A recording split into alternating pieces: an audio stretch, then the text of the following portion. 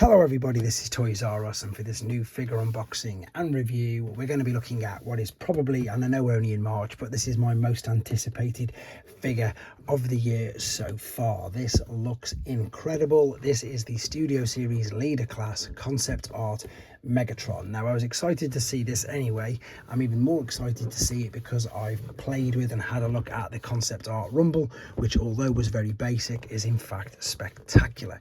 This guy's got 3 modes, which makes him even better. They look to be quite complex, to be fair, you know, over 30 steps for each transformation. I love the way it says they're big screen inspired, which of course is a bit of a fib because it's only concept art. This guy I'm sure would have been amazing on screen, and I am of course going to be bringing in some of the other cast of figures from the movie. Right, as I'm opening them up, a couple of things. One, I'd like to remind anybody who's not subscribed to the channel, if they'd like to hit that subscribe button for me please, because it really will help me out. And don't forget to hit the like or indeed the dislike button if you don't like it. But if you don't like, please let me know why, because that'll help me get better. And also to thank In Demand Toys in the UK, which is where I purchased this from. So because he's a leader class figure, he's got a number. That means he's 105. Of course the core class figures don't have corresponding numbers, and he's got what I believe to be, yes, a correct and proper backdrop. So again, core class figures don't have these. Oops, I've knocked over a figure. Well, that wasn't what I was going to say. I've got an opinion on these that perhaps most people won't like. I think they're a waste of money. I don't think they're that great. The only one that I thought was really good was, ironically enough, the one for the Dead Ironhide and Ratchet Prowl figures, because I think that actually looks pretty good. What I would rather they do is have something that all builds together to perhaps build a huge diorama rather than individual looking backdrops, but that's just my opinion. Right, there we go. We've got the huge set of instructions. We've got the backdrop there. He looks amazing. So obviously what I need to do is set him free from there and come straight back to you. Okay, I've set him free from the packaging and it's time for some first impressions, and this guy does not disappoint whatsoever. Hopefully you can see just how reflective this guy looks. We've got, yeah, silvers, greys, gunmetal greys, reflective silvers, dull silvers, etc. Loads of things going on. There is 0 gaps in this at all, which I suppose is what you'd sort of expect for a leader class figure. The head sculpt is very reminiscent, to me anyway, of a T-100 from Terminator rather than Megatron, and it does look very good. The red eyes look really menacing. It feels like I'm going to break it, but surely it can't be. It'll spin around, it'll look up and down, the arms will come out to the side. There's like a butterfly joint in the shoulder, which is incredible for, I suppose, just a mainline deluxe figure. We've got a swivel at the bicep. Do we have a swivel at the and at the shoulders? So look, you can go swivel and swivel there. There's, wow, real crazy articulation. And look, even that on the fingertips. This is borderline masterpiece level articulation and engineering at a leader class figure. It doesn't have an ab crunch though. I was going to say if it has one of them, then that's pretty much going to be it. Let me just move these. Does it have a waist swivel? Yes, it's got like, it is pretty much a waist, but it's top of torso. Legs will kick. That sounded like a ratchet.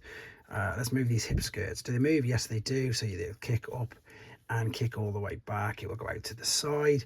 It'll swivel. Yep. You've got a knee bend. You've got an ankle tilt, rock, toe, tap down, loads of things. And again, I just want to show you the detail on it. Look at that Decepticon logo there, inner workings, you know, pistons, just everything that looks, I suppose, mechanoid machinery. As I say, borderline T-100 endoskeleton, a bit like that. We've also got the cannon, which looks great. I've read on TF Wiki that there's a few things that you can do with this, so hopefully I can show you that as well. Something like bringing it over the shoulder, as well as having him on his arm.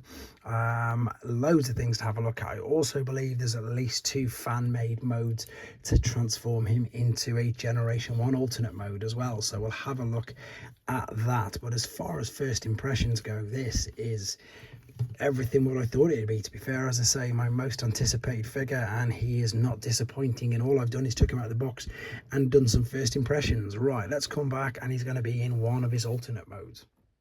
So here we are, we're back, and he's in one of his alternate modes, which is a tank. And overall It's okay. It's nothing to go particularly crazy about. I think obviously it's they've had a difficult decision because obviously they've only had the concept art for the robot, and they cleverly, let's be honest, it is quite clever. They've given him two modes because, of course, in Revenge of the Fallen, he was a tank, and in the first movie, he was, of course, a jet. So they've managed to fully incorporate that, I suppose, into both of I suppose our imaginations. Let's be honest, the tank itself isn't the greatest. There's quite a bit of hollow parts there.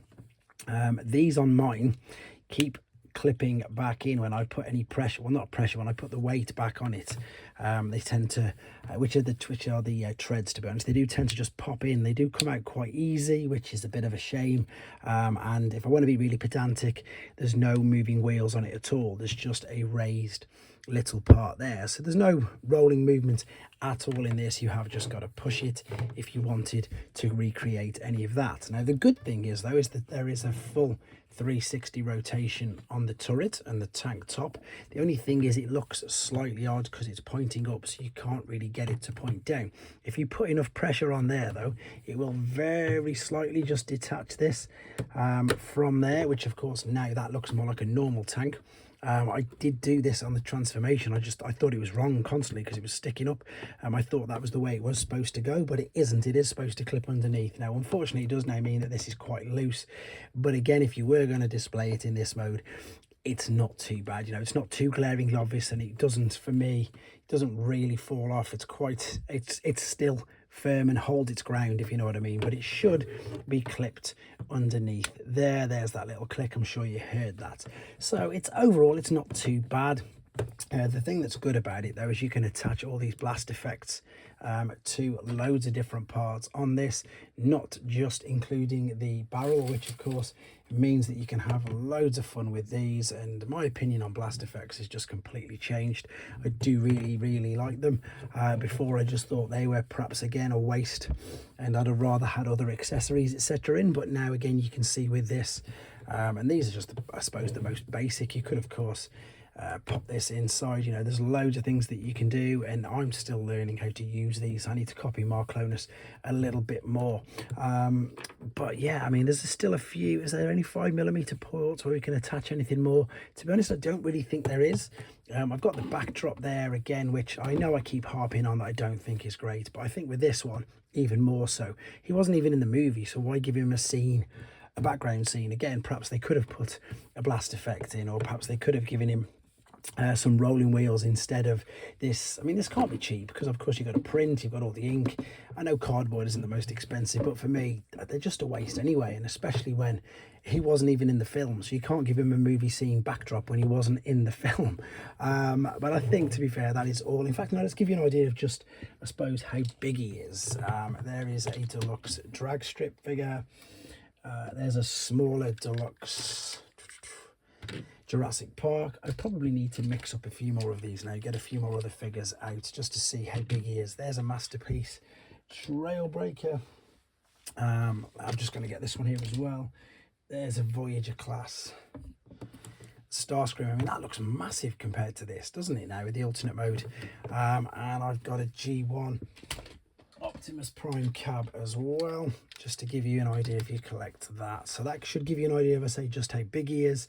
It's an okay mode. It's nothing amazing, but again, you've got to take into consideration that they made it up completely from that image. So overall, not the greatest. I appreciate the work that's gone into it and how it wasn't easy for them to do, but for me, as I said, and you could probably tell from the first part, it's all about the robot mode anyway. But we are going to come back now and have a look at his jet mode as well. Let's have a look at that.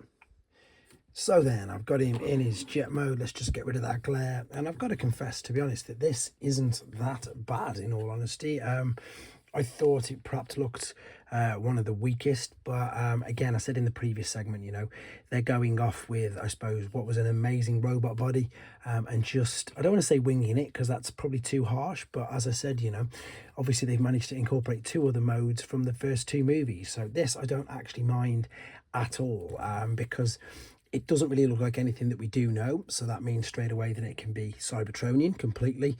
I think the fact that all the different greys, the gunmetal greys, the silvers, and I think everything in it now just really pop quite a bit more obviously than the tank mode. I mean, if you wanted to, again, you can still move this around a little bit and have it firing. Again, I'm not very good with the blast effects, but you could, if you wanted to, have that firing out there.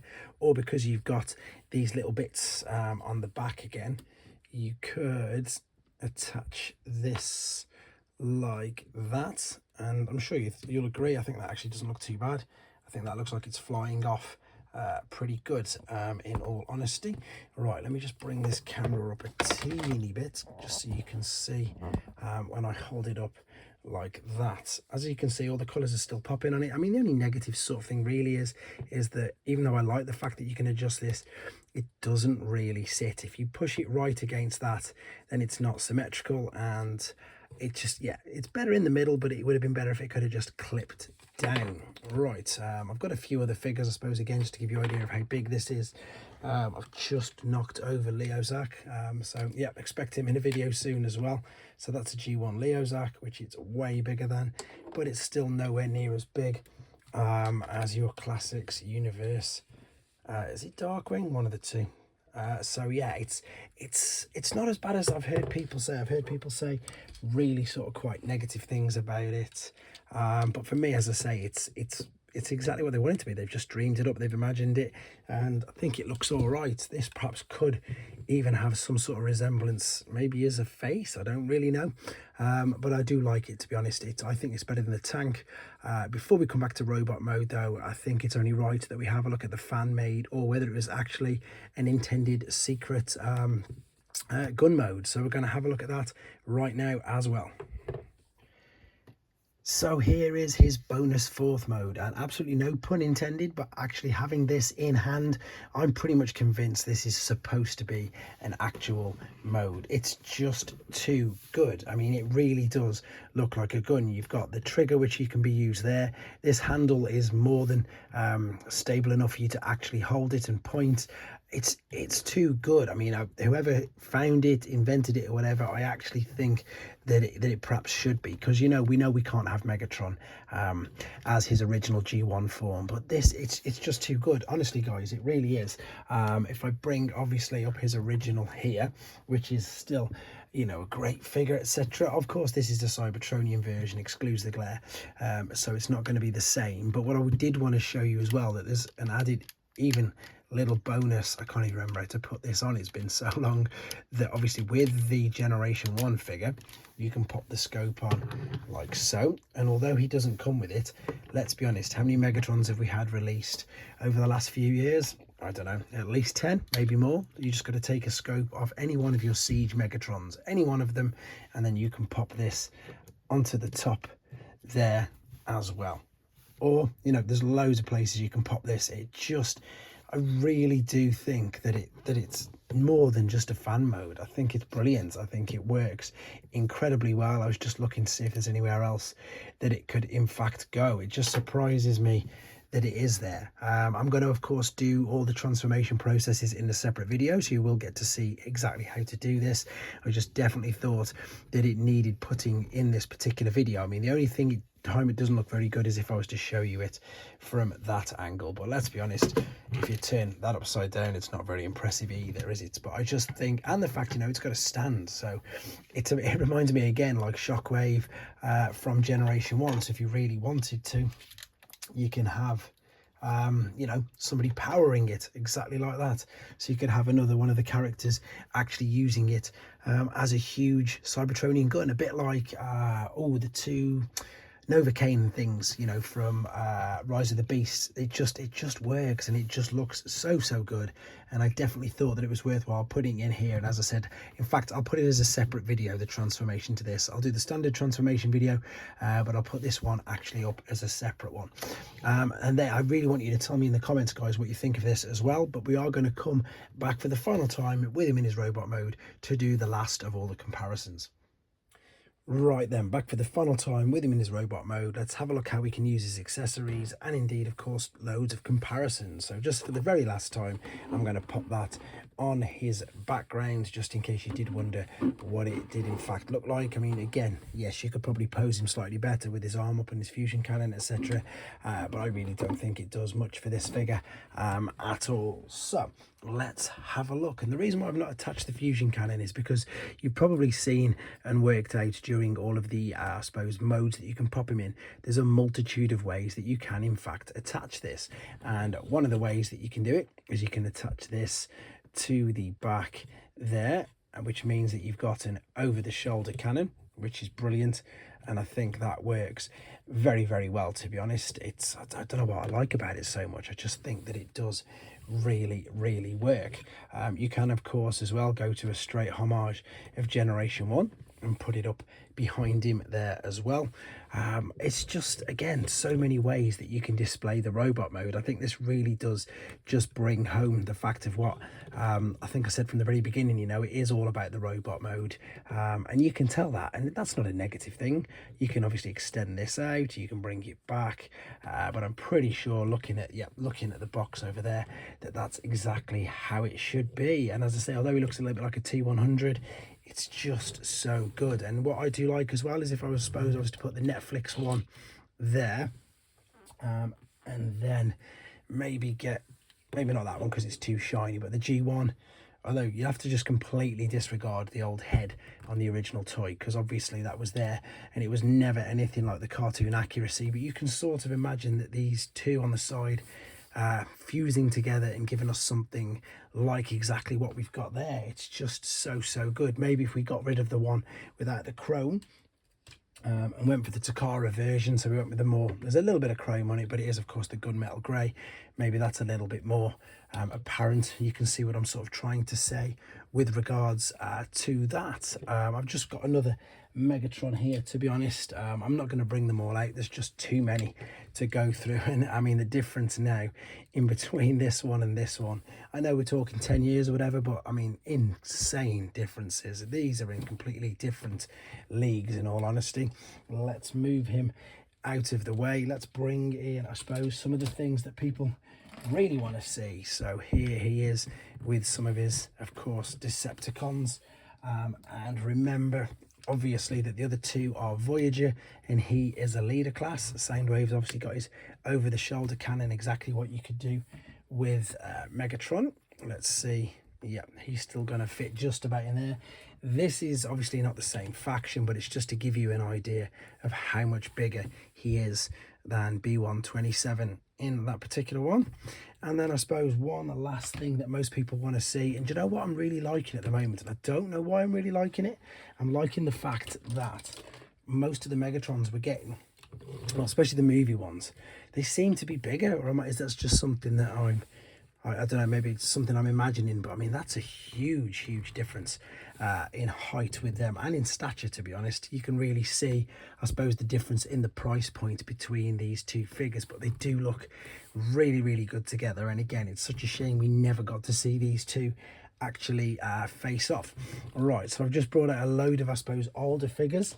Let me bring out a few newer or more current ones just to give you an idea of some size. So there's the Reactivate, Starscream, Voyager. There, of course, is a deluxe. I've forgotten his name, her name, sorry. Of course, it is Windblade. I need to bring in a G1 Optimus Prime. There is Sludge, which is a New Age figure. That's a New Age Optimus as well. Again, these aren't for scale. This is just to give you an idea of how big the figure is, depending on whichever toy line it is that you collect. So we've got G1 Original, as I said, New Age, Magic Square. Where's an Iron Factory figure? Can't find it. Let me find a normal deluxe figure as well. There's a normal deluxe one just for now. Even though we've just had Windblade, she was there. Core Class is out. There's an Iron Factory figure. And I think I'm going to really end it up there. Apologies for the long video, but I just wanted to do this figure some justice because it is, and it was, my most anticipated figure of the year. I genuinely think there's something in that fourth mode because it's just too good. And as always, guys, let me know in the comments what you think. I know I'm a bit late reviewing this compared to quite a few others, but I just think it's so good. Please let me know what you think of them in the comments, and of course, take care.